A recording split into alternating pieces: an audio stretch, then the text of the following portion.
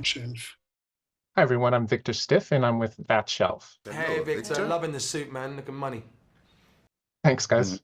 In this film, you're all magnificent badasses. You're so much fun to watch and you all bring a unique energy. So I have this question for all three of you. How do you get into badass mode? Do you just flip a switch and you're ready to go? Where does that ferocity come from? Honestly, just look at Djimon. Yeah, I was going to say the same. Yep. I just look at Djimon and I go, there we go. Just imagine I'm Djimon.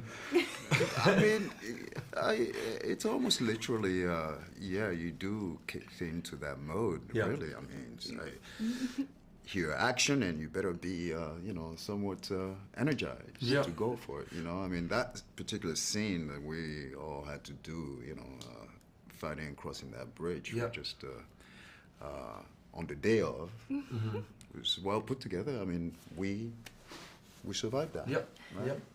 I think to second what Djimon's saying, when you're lucky enough to have the circumstances have to put you into kind of survival mode or visceral mode, you have the bombs going off, you have people in armor charging you, you have the hard work you've put into putting these stunts together and putting these bits of motion together. You put that all together and you put on the costume, which is so much of the armor, I think, for the performer, especially in shows like this where they all look so different, they represent each other so differently. Then you just have to trust it and give it everything. That's kind of what I think happens. I sometimes scream a couple times. I like getting a loud out. That's a good one. Yeah.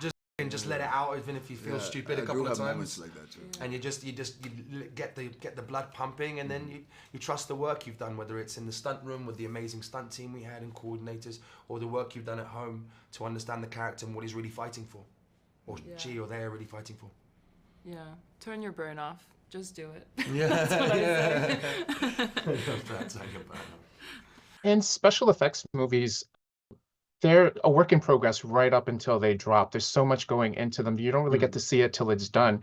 Being that this is like there's so much green screen and you're working with effects, what's it like to sit down and actually see this epic film for the first time?